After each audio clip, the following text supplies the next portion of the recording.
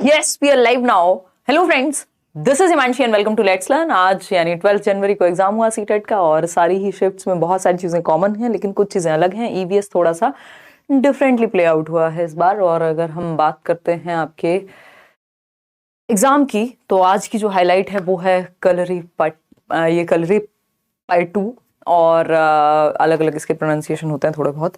तो अगर हम बात करें तो कई सारे क्वेश्चंस हैं जो डायरेक्टली इवन सीडीपी में भी हल्के से डिफरेंटली जो पूछे गए सिलेबस से हैं चीज़ें, बट ईवीएस में थोड़ी सी डिफरेंट है। सभी को गुड इवनिंग, नमस्कार, राम राम, सत श्री अकाल, अस्सलाम वालेकुम, what are you feel connected with. Start करते हैं आज की कहानी। कई लोग हैं जो इंतजार कर रहे हैं कि ईवीएस की क्लास कब से होगी। तो शायद नेक्स्ट वीक में आई विल अनाउंस। थोड़ा सा समय और चाहिए, थोड़ी सी तबीयत डाउन है। चलिए स्टार्ट करें, समझें चीज़ों को। और कलरी पार्ट 2 पे क्वेश्चन था कि केरला की जो फाइटिंग आर्ट है, लड़ने वाला युद्ध कला क्या है। तो ये कलरी पार्ट 2 है। अभी हम ईशा फाउंडेशन गए हुए थे तो हमने लाइव देखा इसको, बड़ा इंटरेस्टिंग होता है। तो ये तो एक बेसिक बात रही, ये बड़ा इंटरेस्टिंग सा। हम रोज एक हाईलाइट लेके बैठते हैं। बहुत सारे क्वेश्चन हैं जो आप लोगों ने भेजे हैं, उसको भी हम डिस्कस करेंगे। तो स्टार्ट करते हैं। Paper was easy to moderate again, और बहुत सारे कॉमन टॉपिक्स हैं। पेडागोजी मैथ्स में काफ़ी आई है, 15 नंबर से ज़्यादा की, और 1 पैसेज और पोएम इन हिंदी जो कि नॉर्मल है बट हल्का सा डिफिकल्ट लगता है लोगों को। ग्रामर बेस्ड क्वेश्चंस, अजर्शन के 2-3 क्वेश्चन थे और कुछ सिचुएशनल क्वेश्चंस भी थे। टीचर के अंदर एम्पैथी होनी चाहिए एंड ऑल करके। ठीक है, दीपक ने ये शेयर किया, जितने भी लोगों ने शेयर किया है धन्यवाद उनका। कल भी आप शेयर कीजिएगा, फिर उसके बाद अजर्शन और रीजनिंग के क्वेश्चन कर लेंगे क्योंकि बीच में 2-3 दिन का गैप है पेपर में। ठीक है ना। तो केरल की युद्ध कला कलरी पार्ट 2 जो अभी मैंने आपको पिक्चर दिखाई, जेडपीडी आपको पता है, वाइगॉस्की। निपुण भारत की अगर हम बात कर रहे हैं तो इस पे रोज एक क्वेश्चन आ ही रहा है। 2005 एनसीएफ पे क्वेश्चन, विकास पे क्वेश्चन। विकास तो आप उड़ा देंगे क्योंकि डेवलपमेंट जो है वो इजी है।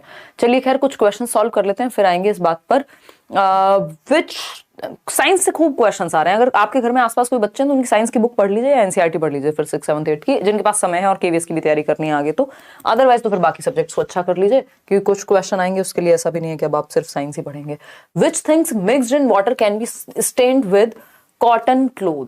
तो कॉटन क्लोथ से किस चीज को आप वाटर में से हटा सकते हो। बेसिकली सॉल्यूबल जो नहीं होगा, जो मिक्स नहीं हो जाएगा, उसमें मिल नहीं जाएगा। तो ये तो मिल्क और शुगर तो बिल्कुल आप अलग ही नहीं कर सकते पानी से। Sugar and salt, turmeric powder, but chalk and powder और सैंड को आप कॉटन क्लोथ से चॉक पाउडर और रेत को निकाल पाएंगे। ठीक है, तो D option is the right answer. आगे बढ़ेंगे। There was a question that what show is done in Kathak by joining the knuckles. तो इसमें मोस्ट प्रोबेबली जो है आंसर आपका ये लोटस विल्टिंग होना चाहिए। ठीक, आगे बढ़ेंगे नेक्स्ट क्वेश्चन पे। नेक्स्ट क्वेश्चन क्या कहता है भाई? नेक्स्ट क्वेश्चन कहता है how many stages are there in Kohlberg's moral development. Kohlberg के मॉरल डेवलपमेंट में कितनी स्टेजेस हैं? ये मैंने बार रिपीट करके बताया है। स्टेजेस पूछेगा तो 6 लगानी है, लेवल्स पूछेगा तो 3rd पे आंसर मार्क करेंगे। कुछ नहीं करना, नोट्स पढ़ लेने हैं, बहुत लोगों को हेल्प मिल रही है। और जो मैराथन सेशंस हैं या फिर 1 शॉट सेशंस हैं वो देख लेने हैं।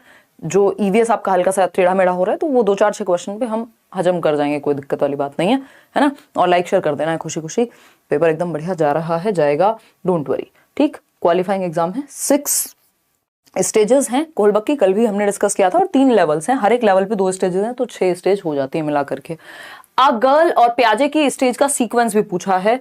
तो एसपीसीएफ आपको पता ही है। एसपीसीएफ यानी sensory motor, pre operational, concrete operational और फॉर्मल ऑपरेशनल। ठीक, a girl looking at grass plants in the rain says that they will feel cold, यानी उसको लगता है कि ठंड लग रही होगी पौधों को भी। तो ये बच्चे के अनुभव के बेस पे है, हम इसको डांटेंगे नहीं, फटकारेंगे नहीं। हमारे पास चारों ऑप्शन नहीं है तो हम एग्जैक्टली नहीं बता सकते क्या सही उत्तर होगा। तो यहां पर बच्चे से आप ये जरूर पूछ सकते हैं कि बच्चे क्या सोचते हैं इस बारे में, बाकी लोग क्या सोचते हैं जो क्लासरूम में है। तो इस पर चर्चा की जा सकती है बच्चे के अनुभव को लेकर के। आप अगर ऑल्टरनेटिव कॉन्सेप्ट या गलत कॉन्सेप्ट भी है तो अचानक से उसको सीधे सीधे डांट नहीं देते या सही नहीं करते, मौका देते हैं। Soft part of bird feathers near there ears is called. तो ये एक बार आप पढ़ जाइएगा, चारों ऑप्शन इन्होंने नहीं दिए हैं। अच्छा, एक और क्वेश्चन था बर्ड के बाल झड़ने को लेकर के, तो उसको बर्ड्स मोल्ट कहते हैं if I am not wrong. तो अब ये डिपेंड करेगा, उन्होंने ऑप्शन नहीं बताया कि ऑप्शन था कि नहीं, तो बर्ड्स मोल्ट कहते हैं उसको। और जो डाउन साइड फीदर्स कहते हैं, डाउन फीदर्स कहते हैं जो फीदर्स के आपके नीचे वाला पार्ट है। चलिएगा खैर आगे बढ़ते हैं और समझते हैं। नेक्स्ट क्वेश्चन पे चलते हैं। Which is the classical language. तो ये तो सारी ही 6 की 6 क्लासिकल लैंग्वेज, मतलब ये 6 इंक्लूडेड हैं आपकी क्लासिकल लैंग्वेज में। तो इस एग्जैक्ट क्वेश्चन क्या था ये हम नहीं देख पाए हैं अभी तक। ठीक, आगे बढ़ते हैं। रॉन्ग वर्ड ऐड करने की बात की है। अब एग्जैक्टली क्या पूछा था ये एग्जैक्टली तो हमें नहीं पता, लेकिन हम कुछ हद तक यहाँ पे देख सकते हैं कि या तो ऑड वन आउट पूछा होगा, या सही वर्ड गलत करने की जो आशंका है वो हियरिंग इंपेयर्ड बच्चे में हो सकती है अगर ये इस तरह से पूछा है। अगर ऑड वन आउट पूछा है तो अगेन फिर इसमें आंसर हो जाएगा ऑटोनॉमी, क्योंकि ये बाकियों से डिफरेंट है। ऑटोनॉमी इज डिफरेंट, बाकी तीनों जो है वो डिसेबिलिटी से ही रिलेटेड है। तो ये किस तरह से पूछा था एग्जैक्टली वैसे देखना है। अगर सिर्फ इतना ही लिखा था तो आप बी ऑप्शन चूज कर लेंगे, सिंपल बात। आगे बढ़ेंगे नेक्स्ट क्वेश्चन पे।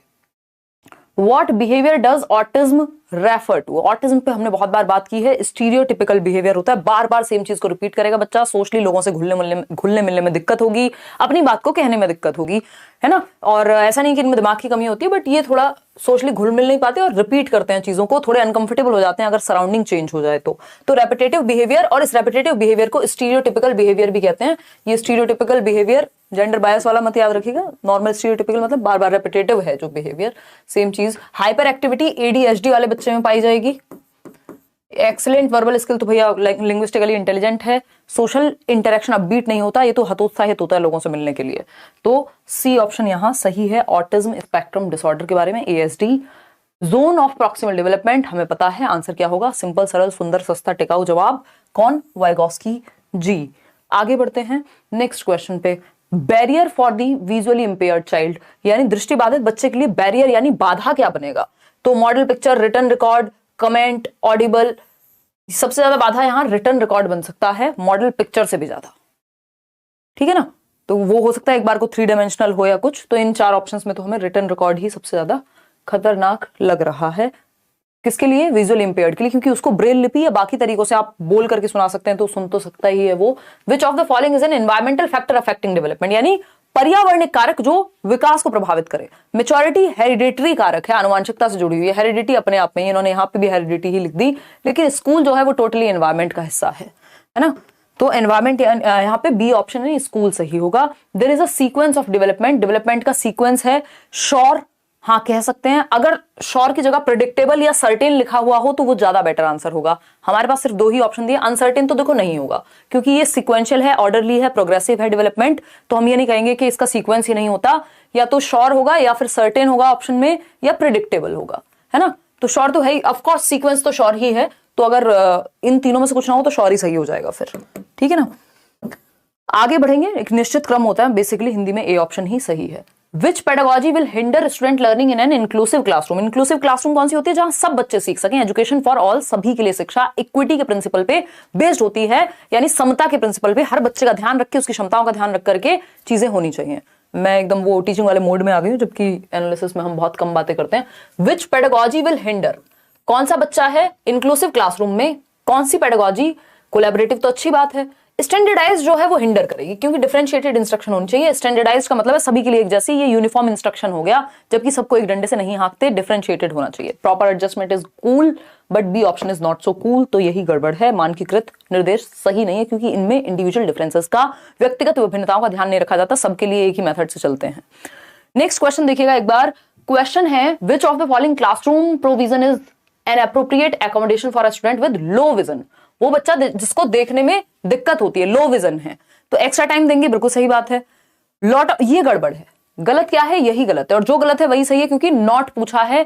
कौन सा एक तरीका एप्रोप्रिएट नहीं है, नहीं भी नहीं पूछा भाई इन्होंने पूछा कौन सा तरीका एप्रोप्रिएट है। अच्छा ठीक है। Provision amplifying equipment with light to supplement black board work by oral lecture, presenting a lot of visual work, या giving extra time to complete. तो इन सब में तो बेस्ट फिर बी है, क्योंकि नॉट नहीं पूछा, हम इसको नॉट की तरह ले रहे थे। B option is the right thing यहाँ पे, क्योंकि नॉट नहीं लिखा हुआ, मुझे लगा नॉट लिखा हुआ है। तो सही प्रोविजन तो ये है कि ब्लैक बोर्ड वर्क को आप ओरल लेक्चर के थ्रू, यानी जैसे मैं यहाँ पे लिखी हुई है चीजें, मैं उसको बोल के भी बता दूं, क्यों, क्योंकि लो विजन है, ऐसा नहीं है कि बिल्कुल नहीं देख सकता बच्चा। तो बी ऑप्शन बेस्ट है बाकी चारों में से। तो आपको ऑप्शन के अकॉर्डिंग भी चलना पड़ता है at times.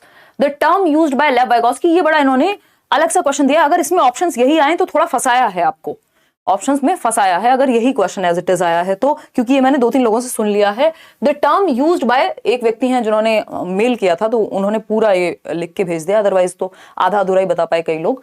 The term used by Lev Vygotsky to describe the process whereby 2 participants who begin a task with different understanding arrived at a shared understanding, यानी 2 अलग अंडरस्टैंडिंग से शुरू करते हैं लेकिन बाद में जाकर के शेयर्ड अंडरस्टैंडिंग पे पहुंचते हैं।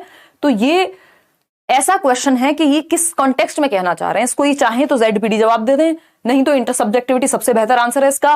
डिस्कवरी लर्निंग कंस्ट्रक्टिविज्म में होती है और उसमें भी ये चीज पाई जा सकती है, कंडीशनिंग तो हो नहीं सकता।